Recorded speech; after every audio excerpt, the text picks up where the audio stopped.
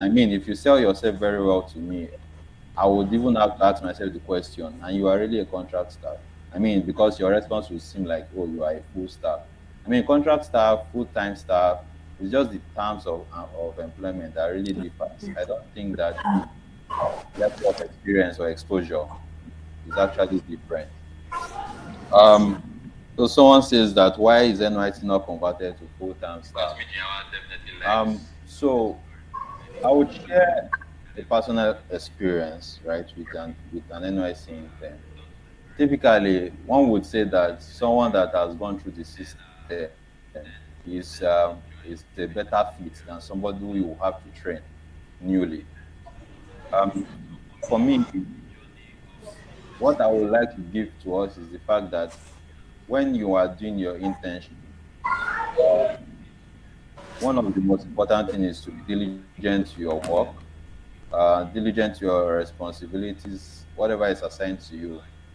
However, most of the time, we find out that interns actually want to enjoy their service here. I mean, I enjoyed my service here. I was a teacher in a public school.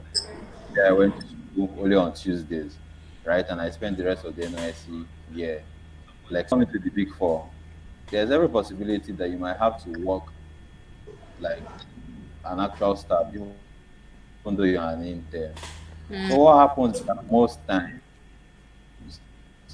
you probably don't work up to the required, or maybe where the partner feels that okay, he wants to retain you, right? There's also the part where you are working to with the mindset that you want to be retained.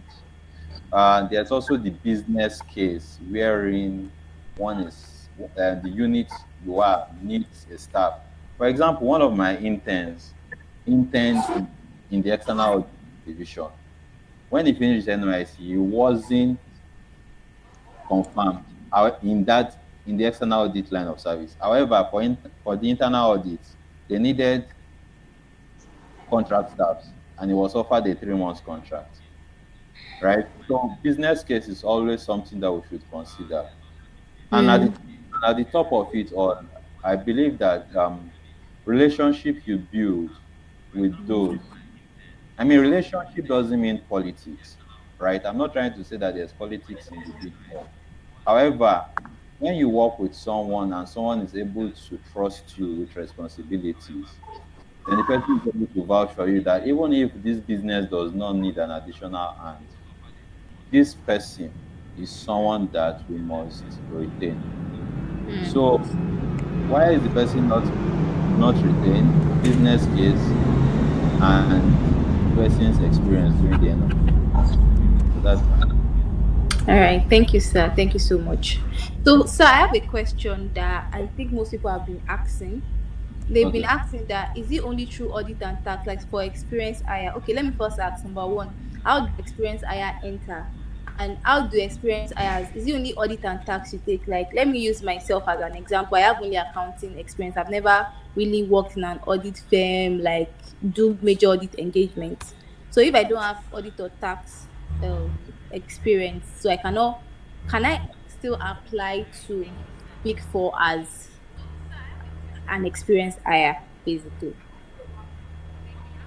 Yes, of course, you can. The most important thing for you to apply through the experience IR route is having relevant accounting and consulting experience. Um, Experience hires are taken all year round throughout the audit tax advisory division, even at the so we also have a division in the big four Big that Four are as like the admin an facilities experienced hire, division. basically. These are like the cost centers in the big four. Yes, of course. Usually they are You the can. HR, the The most finance, important thing for you compensation and to apply benefits, through the experience IR route facilities, is having admin, relevant people in accounting terms and of consulting, consulting but also experience. like the clients and market Experience experience IRs hires are are taking taking development development section. section. How So these the people audit are starts usually and more involved in like maintaining the brand for the big four. So they will also get people through the experience hire route.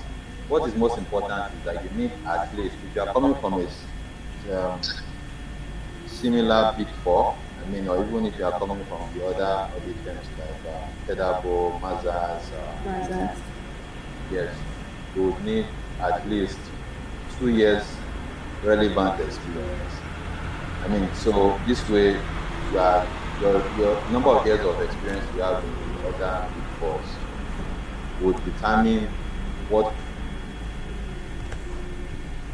position you can bargain for. Because I remember when I was doing my placement for KPMG in Nigeria, I mean, I was bargaining for a manager level, and but I mean, I had not attained the number of years. Even though I was coming from the other before, I have not attained the number of years required because to become a manager in KPMG in Nigeria, you must have at least done about 7 years in the other before. So for me, what is most important is the fact that you must have spent at least 2 years in the big four and 3 years and above in other industries. So as long as you are convinced that you have the relevant experience required for the job advert that has been placed, you can apply. It doesn't have to be auditor and tax only. Okay, I think that has answered a lot of questions because I just went through our chat box now and I saw some questions that relating to that. Somebody also asked, I know you may not want to give full details, but somebody is asking that which of the big four pays the most for the role of graduate trainee? I mean, so during my time when I was doing Sapro USA, I mean, I know that I went around like most of Sapro employees then to ask how much was the salary, so that probably I wasn't sure value when I was negotiating with the HR. One thing that came to prominence was the fact that um, issues of salary is actually it's a legal matter and it's strictly confidential. Yeah. So my advice to you would be that why don't you go through the whole recruitment process and then you can find out. I mean, after all, you can apply to all of the big fours and get the job, the offer letter.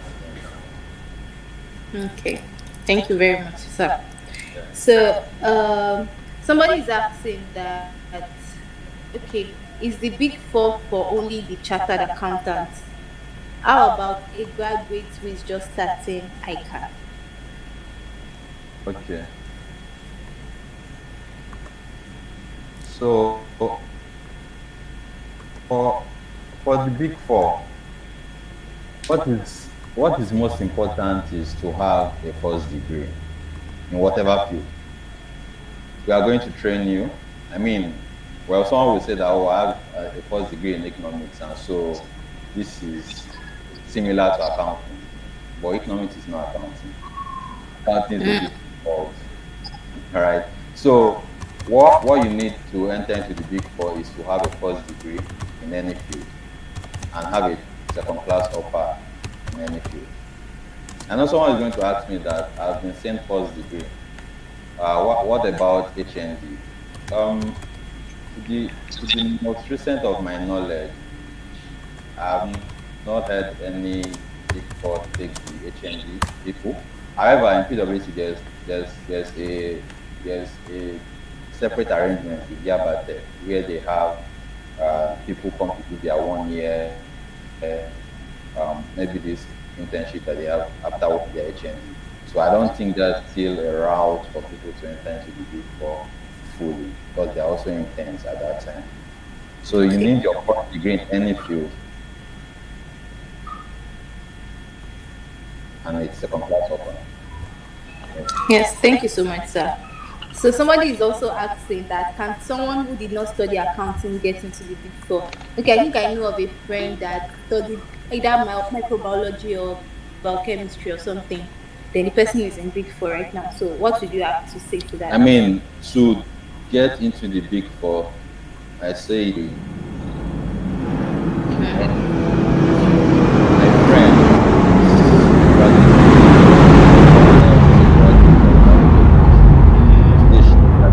today she's chartered. So what's most important is to have a first degree in any field. Yes, thank you very much, sir. So somebody is asking that I think he has already mentioned this Like, what are the requirements to enter with the experience associate through routes? He has already talked about that, so let's not draw our speaker back. Then somebody is also asking, I think, what about MSc or MBA, first degree 2 plus ICANN? Can you still get in? Like with MSc or MBA, then the person has ICANN, but he has a first degree 2 lower, like that's the second class lower. Can he also enter into the bid for with his MSc and MBA plus that 2? Then the person also has ICANN. Yes. So I mean, that's a rather dicey situation. So my, I know that um, it depends on what route you want to come in through. But if it's for the graduate training, Yeah. it's a no, Okay. right? I have friends that have tried to join the Big Four. I mean, they've taken the exams, for example, for a PwC for over 2, 3 years. And I tell my, if you are applying to the Big Four for 3, 4 years, something must have changed in you, right? You should do for a graduate training role. Somebody is not muted. Sorry, sir. Alright. Sorry about the break. Somebody is not muted. I'm trying to find the person and mute. Please, can we all mute ourselves and not cause each with?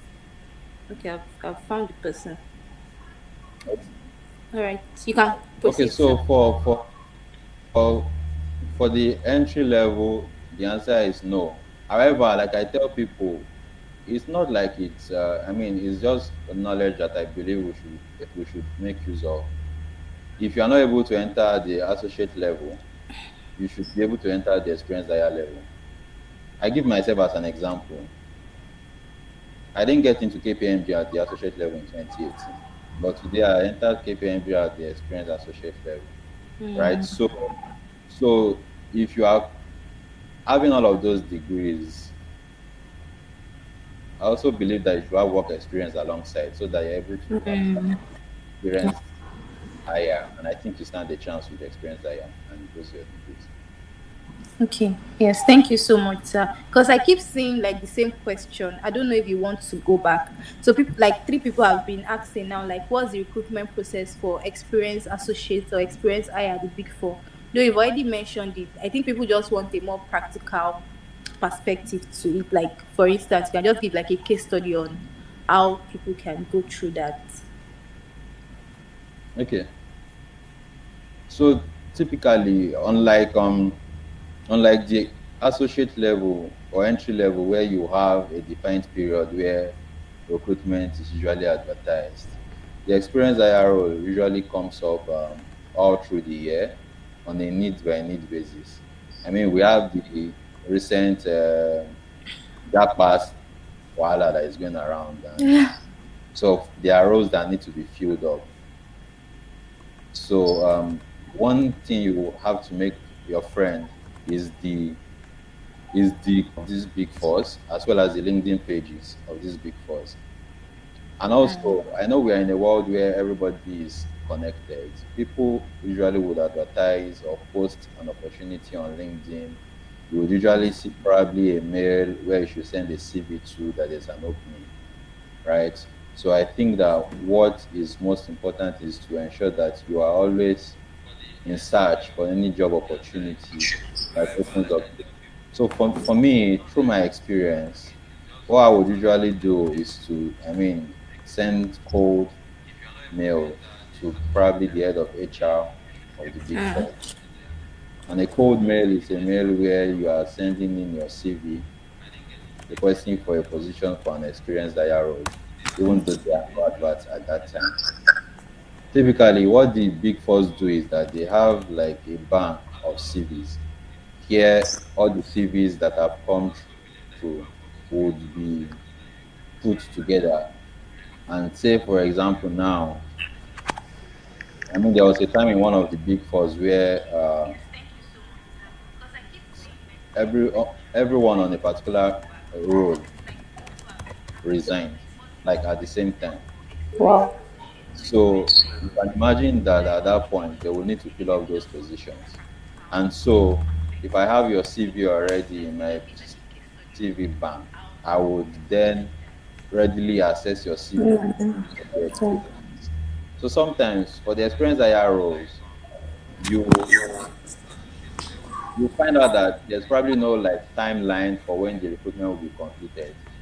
I know that I sent my CV one time. I think even my current job now, I sent my CV since April 2022. Wow. I only got the feedback in January. And of course, there was no business case need for the job at that time, right? So over time, when the opportunities open up, we are then the CVs are then pulled out, and then they send the shortlist candidates for the role. And then typically you will have your recruitment process, meeting, interview with the with the manager first, or the senior manager, and then interview with the partner, and then you get your offer of employment, the terms of employment. Then thereafter, you can then agree and negotiate what you want, what level you want, what salary expectations you have. Then you are given an offer letter. Wow. Thank you so much for that, sir. Yeah. So, thank you all for joining us so far on the call. If you have more questions, you can just signify by putting your questions in the chat box. We won't be taking audio questions because we are streaming, and if we allow people to unmute themselves, it might become rowdy. But I think I can just ask Mr. Denji. You can reply on the chat box basically. Mr. Denji, you've been raising up your hand since. I don't know if your question has been answered because I saw that I read your question from the chat box. So I don't know if you still have any more question for our speaker. Then I also saw one particular question, but I'll just okay. Is anyone coming in as graduate trainee? Do they get paid? I think that is a question that, well, you can help us answer that, Mr. MJ. All right. So if you're coming in as a graduate trainee, I mean that's like a full-time employment, right? So you are going to get paid. You have an offer letter, so you have your salary. You are going to get paid. Yeah, thank you, sir. So Mr. Rashid is asking too. I guess this question has been answered. I just don't want us to be repeating the same questions. So he's saying what channel can, I hope your question has been answered, Mr. Rashid. You can just type in the chat box. He's saying what channel can one who obviously who is obviously above the age regulation do to enter the big four? Let's assume is ACA qualified. He has already explained that earlier, that you go through the experience IR, you ensure that with your ACA you also have relevant experience. So my major question now for Mr. MJ is that what's the major skill that these big fours are looking for? Like we know like now is people that are skilled that the labor market is looking for. So in your career journey with the big four over time, can you like help us list like 5 major skill set that you think these people are looking for, either hard skills or soft skills, so that people can be on the lookout, like, or they can start preparing themselves on these skills that the big fours are really looking for, like what skills are hot in demand for the big fours from that they are requiring from applicants currently, sir? Thank you. Okay. Thank you.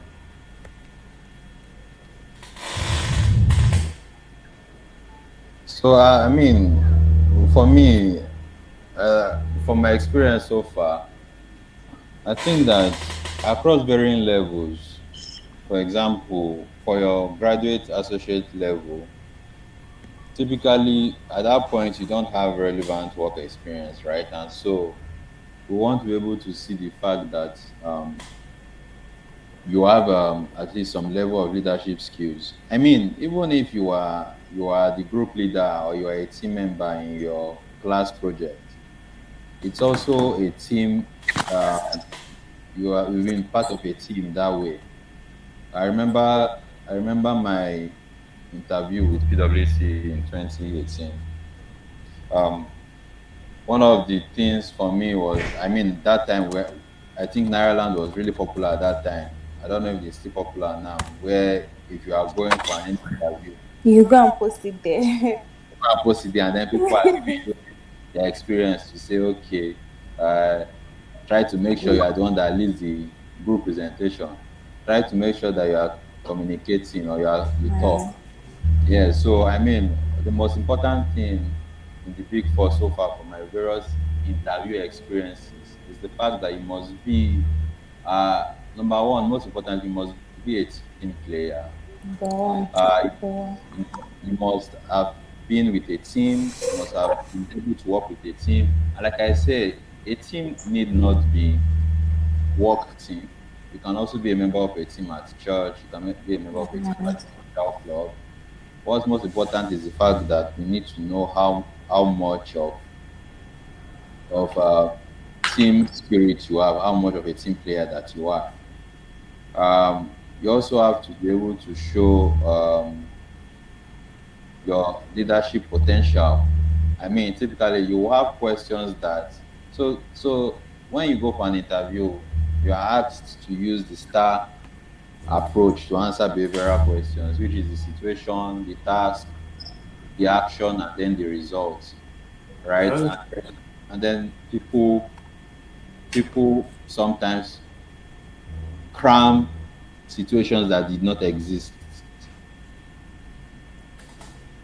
right? And so when you are asked follow-up questions, you stumble.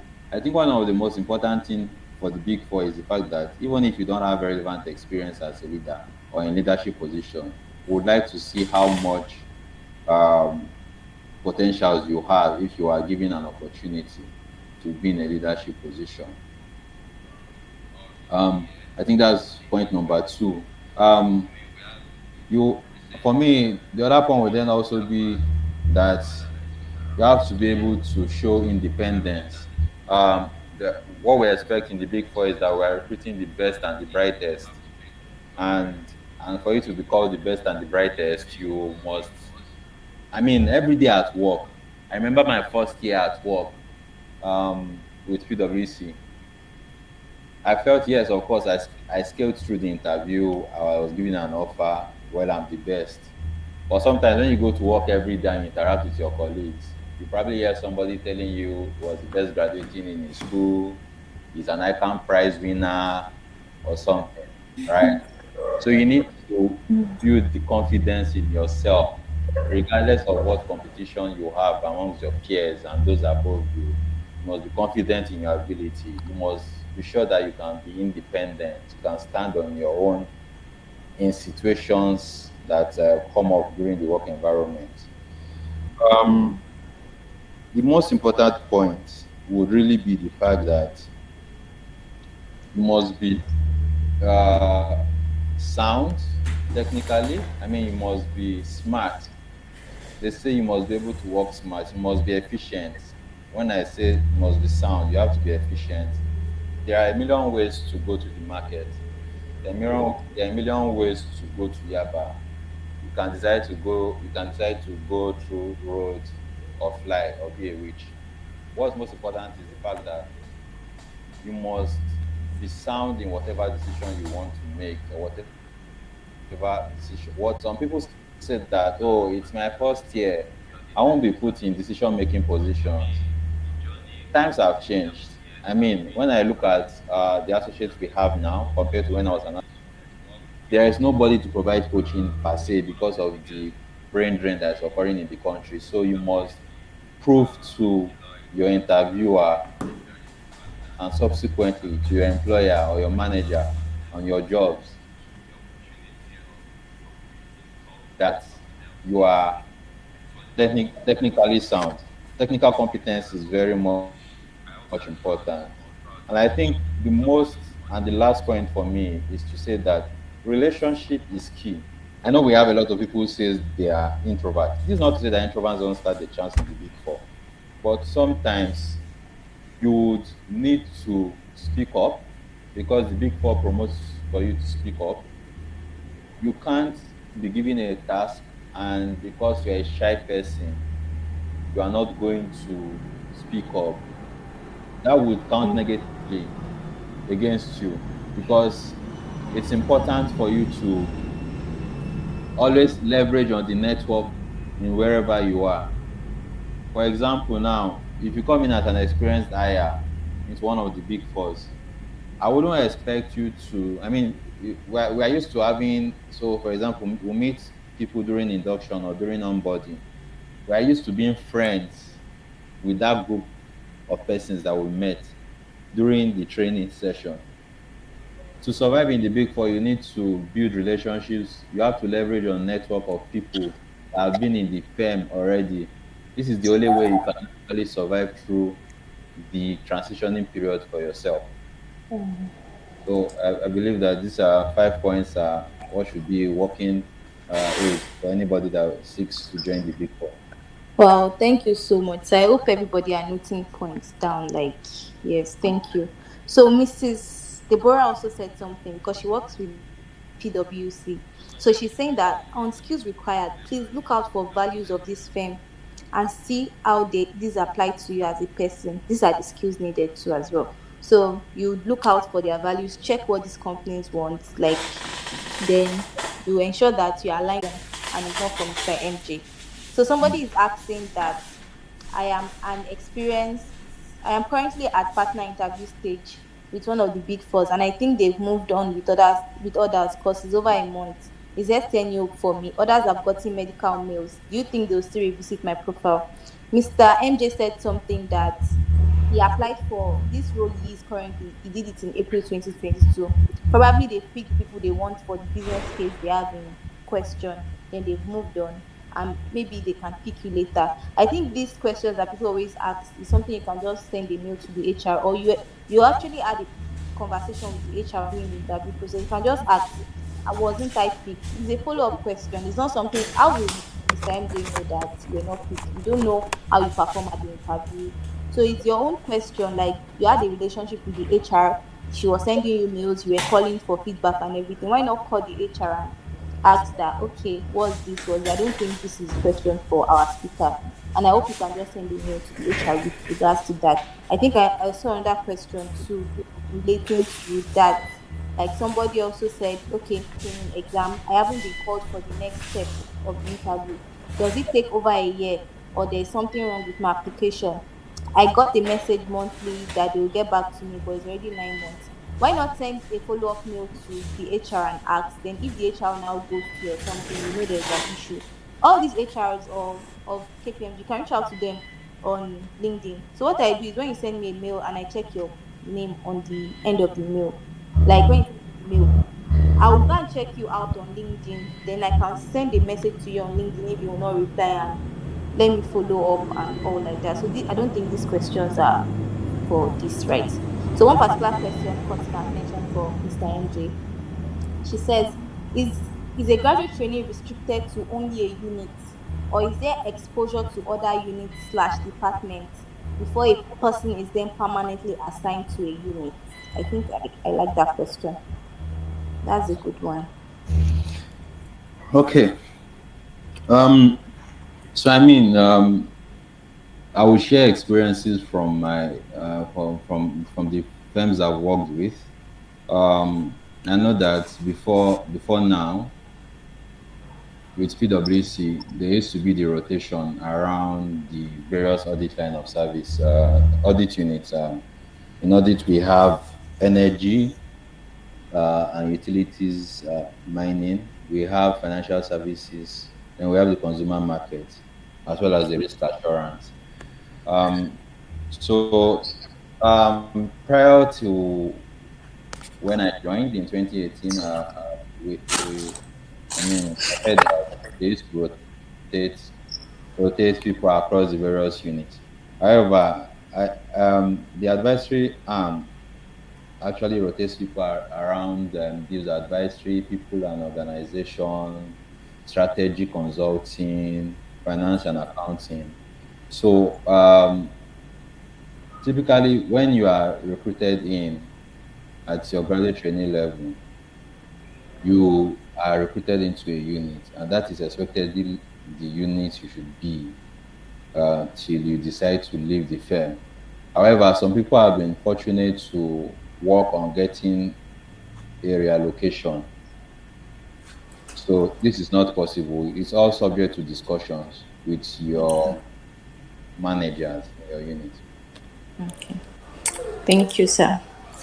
So somebody else is asking that since it's difficult to get into the big four with tutu, that what are some of the companies that you can work for to go and gain all these experiences before you can now apply as an experienced hire? So I'm seeing two questions here. That means can somebody with tutu apply as an experienced hire? Then what companies can that same person go and gather experience from to be able to work with the big four? That's if the big four will take tutu experienced hire. Haha. So that question is political. I mean, it's I'm not going to I'm not going to answer that question. I'm not a brand ambassador for any other firm. But like I said, I think typically more recently is the fact that audit firms will actually take 2-1 candidates. I know that then I tell my younger friends to ensure that they finish with 2-1 because if you are not joining the big four as a 2-1 person, the other option would then be bank jobs. Um, and even if you were to work in the bank and you wanted to join the big four, you have to be working in the relevant unit in the bank. For example, maybe you're working in audit division of the bank, or maybe you're working in financial in reporting unit of the bank. So I won't say this is the company that accepts tutu because that's a research I believe that we should carry out on our own. And I mean, I'm always available for any coaching when you want to interview. However, I can't say this is the company you apply to. But after you get your experience from these big fours, usually at least from these other firms, usually at least 3 to 4 years, then you are able to apply to the big four. Yes, thanks. All right, thank you so much, sir. Somebody else is asking. I hope we've gotten value so far. Please give me reactions in the chat box. Send your reactions in. I hope you've gotten value for your time so far. Please send me clap for us now because I don't understand. I'm not seeing the reaction. Okay, so somebody is asking, like most of these questions are basically repetition. So we are recording currently live on YouTube. We'll be dropping the YouTube link across all our groups. Then I'll also drop Mr. MJ's LinkedIn profile. So if you have more questions, you can just chat him up on LinkedIn, connect with him, chat him up. I'm sure he'll always be available for our questions and some mentoring, coaching, and all. Because most of these questions I see are repeated. Please, before you ask him questions that he has already answered here, please watch the recording of our today's what's it called, webinar before you go and start asking him questions he has already answered here. You know he's very busy. Even we getting him on this call is a miracle. But we thank you, sir, for yielding to our call. We thank you for having you. I said we thank you for having you. We are grateful for joining us. Sorry. Yeah, it's all right. It's okay. Yes, and we know that you can be very busy. Kindly find out that somebody is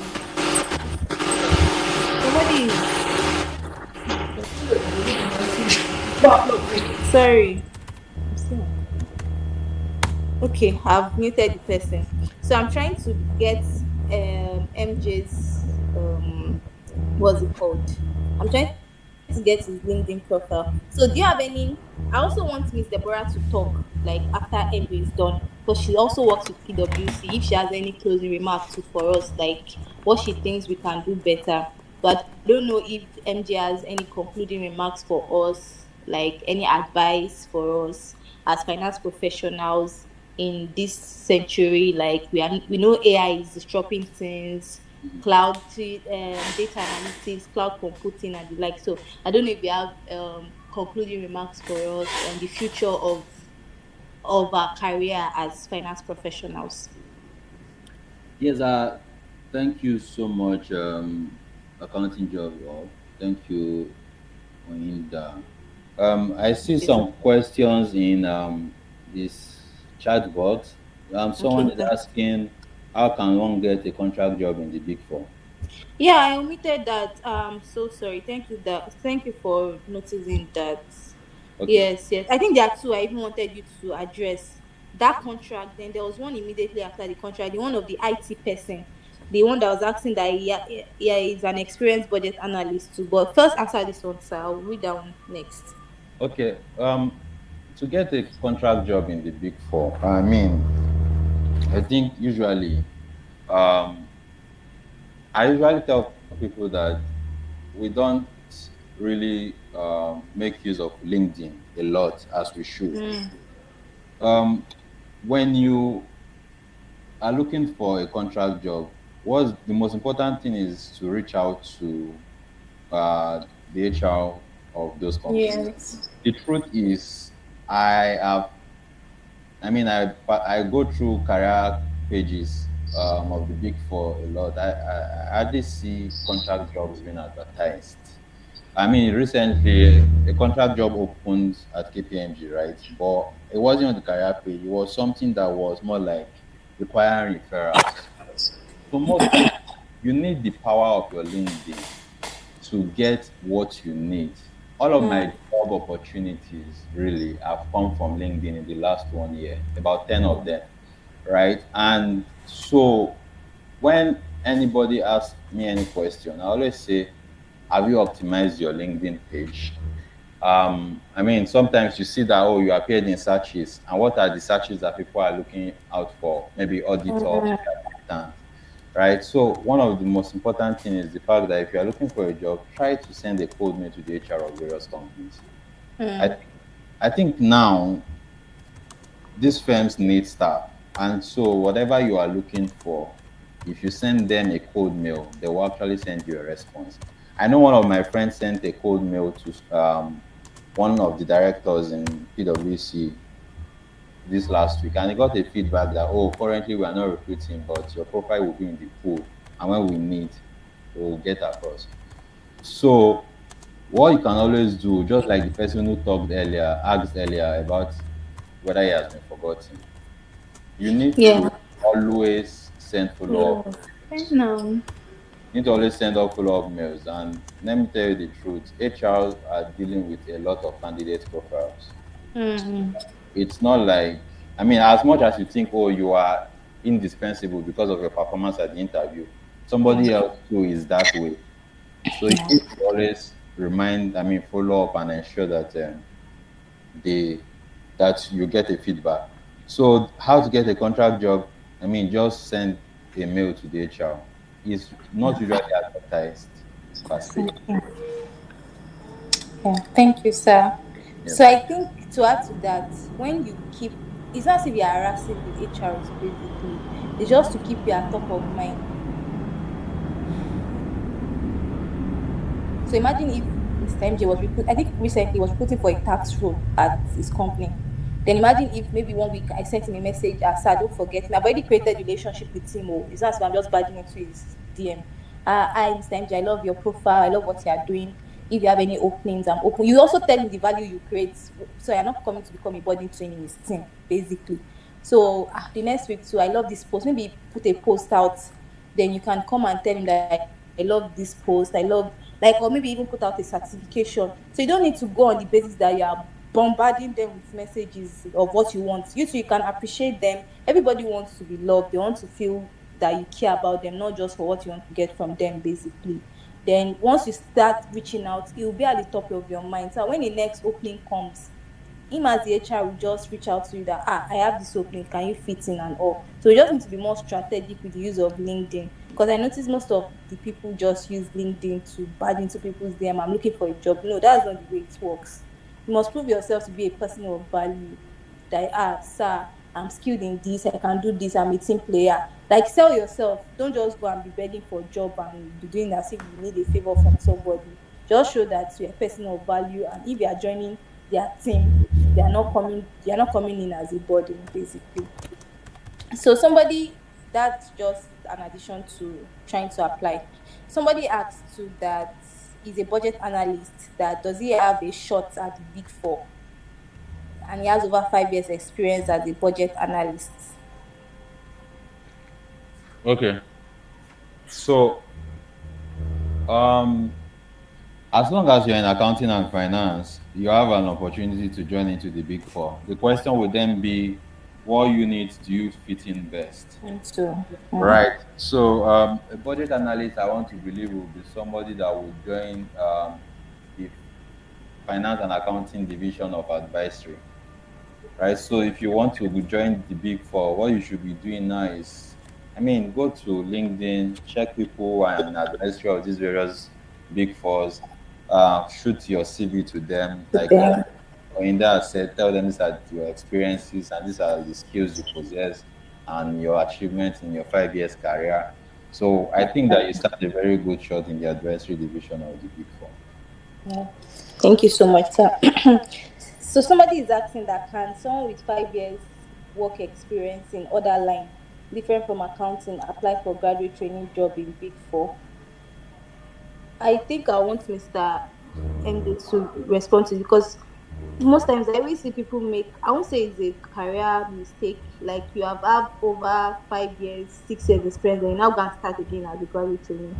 Would you advise that for somebody? Uh, I will tell you not to make such a mistake. It's a career disaster. Mm. Um, so, like I said, I know that there are people on this call who probably have applied several years to the Big Four. What I would say is that once you have applied more than 2, 3 years, you Mm. should start seeking for experienced positions. I, yeah. So please don't do 5 years outside and then go back to a graduate trainee role, regardless. I mean,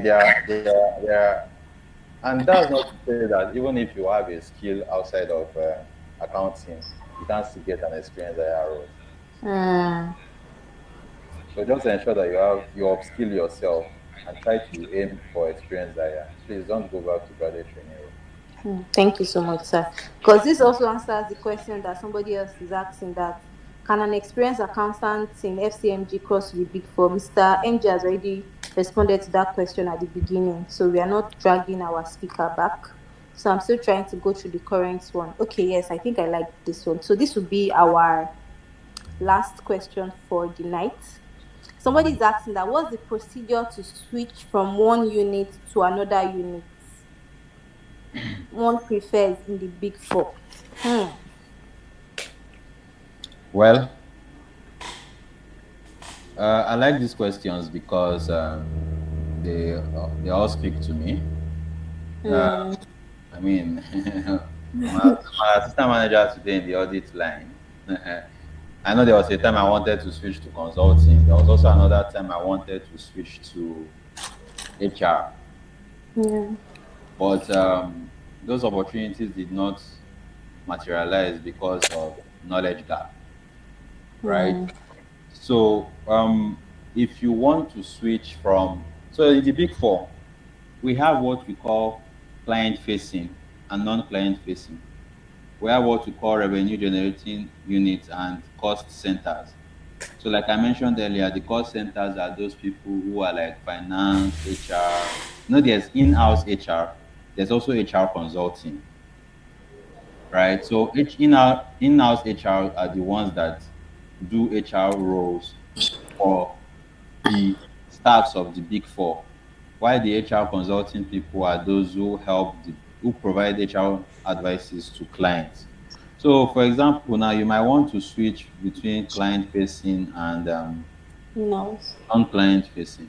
Typically, I want to advise for you to move from client facing to non-client facing because I mean, client facing, there's the bias, just like we have everywhere.